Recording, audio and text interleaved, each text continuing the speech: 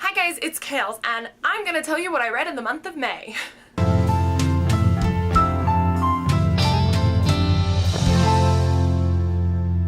I read 15 books in the month of May, and that means that I'm going strong towards my overall goal of 100 books this year, considering I'm at like 84 or something like that. A lot of those are graphic novels, but this time I only read 2 graphic novels. 15 books. Well, let's just get started. One of the things that I read in the month of May was The Immortals Quartet by Tamora Pierce. I am on a Tamora Pierce kick, if you haven't guessed, because last month I read the Song of the Lioness Quartet. This month I read the Immortals Quartet, and I'm working my way through the Protector of the Small Quartet. This one was not as awesome as the Song of the Lioness Quartet, I'll be honest. I gave it mostly 4 out of 5 stars. There was one that I gave a 3 out of 5 stars, and that was Wolf Speaker, and it was just lame. The things I did like about this series was we followed this character named Dane. It's about 5 years after the Alana Song of the Lioness Quartet ends. Dane has wild magic, and she has the ability to communicate with animals and immortals, and she finds out that she's half god, and it's just super cool. You do get to go back and see Alana and Jonathan, and she becomes part of the court and has her own group of friends and the Queen's Riders, and it's just great. It's awesome. I really like this continuation to the series. I'm enjoying Protector of the Small more than this one, but less than Alana, if that makes any sense.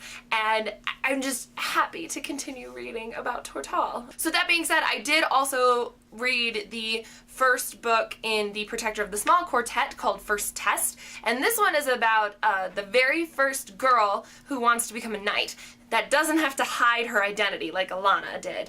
And her name is Kel, and she's awesome and badass, and I just think she's great. Even though she's only 10 or 11 right now, it's gonna be awesome to see how she progresses into knighthood, and I can't wait to keep reading it. It's probably gonna have to wait until after June, but that's okay. I'll tell you guys why about that in a little while. Then I picked up this honking beauty, Court of Wings and Ruin by Sarah J. Maas, which is the 3rd book in the Court of Thorns and Roses series. Can I just say, this book doesn't seem like it is 700 pages, but it is, and these pages are Bible thin, and like you pick it up and it's heavy. Even though A Court of Mist and Fury was bigger, thicker than this one, it's more pages and a lot heavier. This was a chunky book, but a really great conclusion to this series. I was ridiculously happy with how it all ended, and I was a little miffed about some things, but no spoilers.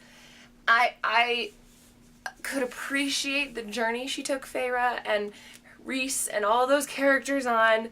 Some parts of it were a little like, okay, why is this 700 pages? Let's get to the plot. But it happens in 700-page books. No real fault here. I did give it like a 4.5 out of 5 stars because it wasn't like perfection, but it was really, really close. And I still love these characters, and I still love these stories, and oh my gosh, I just don't even know what we're gonna do without them. I know that she's writing 2 more that are set from different characters' perspectives, but I'm gonna miss Feyre and Rhys and all these people. So yeah, it was really good. I really, really liked it. Then I read Lumberjanes Volume 6, which is still one of my favorite graphic novels to this date. I love this series. This one was a little bit of a filler for me in terms of Lumberjanes stories, but I still really liked it, and I just love these characters and these girls, and if anybody who doesn't know Lumberjanes, you need to get on it and read these like now. It is about a group of 5 girls who are like in Girl Scout-esque camp, but they call themselves Lumberjanes instead of Girl Scouts, and there's some supernatural things and beings that are happening at this camp, and not everything is what it seems there, which makes it all the more entertaining and enjoyable. Then I read Never Never by Brianna Shrum, who I had on book battles recently, and I really liked this retelling of Peter Pan. It was very interesting to me.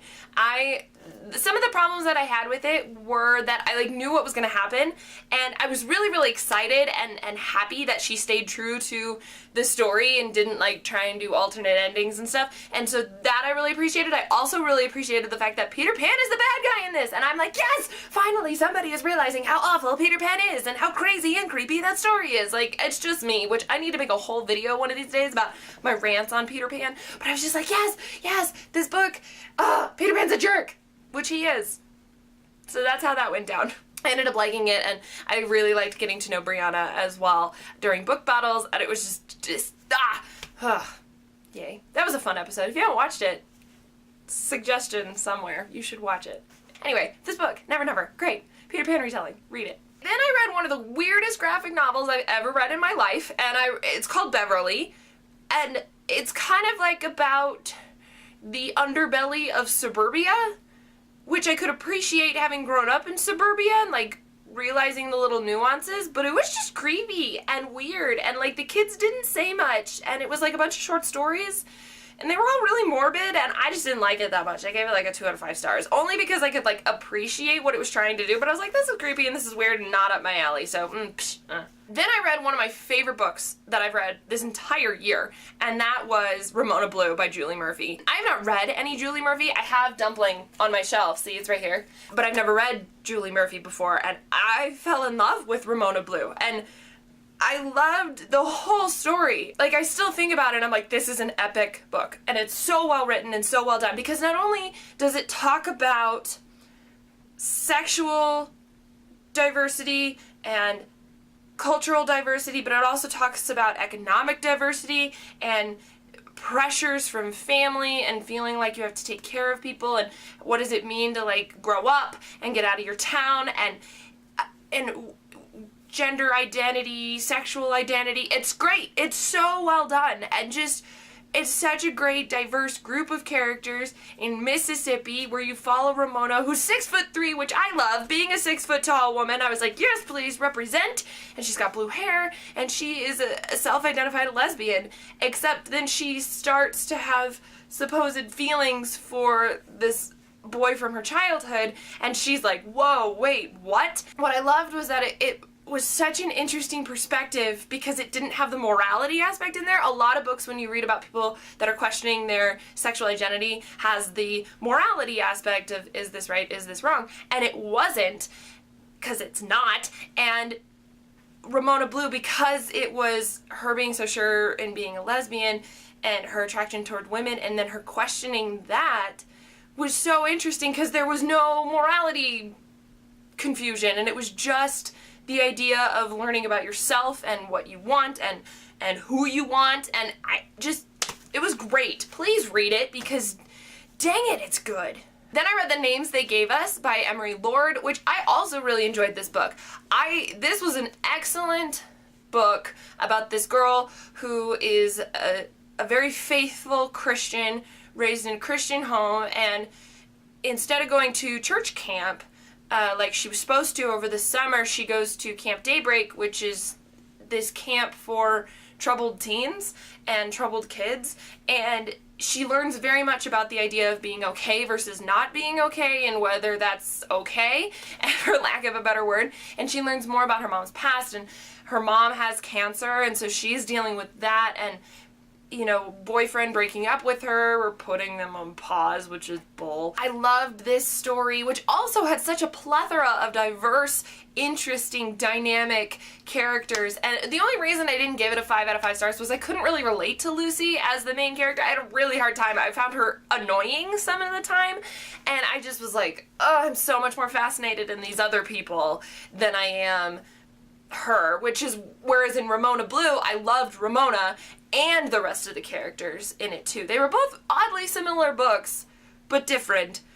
I don't know. I really did enjoy The Names They Gave Us, and I highly recommend it, especially for anyone who's struggling in their lives and really trying to learn also how to grow up. Like, what does that mean to face adversity and tragedy in your life, especially if you hadn't maybe at a young age, or if you had, and how do you deal with that, and how do you process? That's also a great book. I read some great books this month.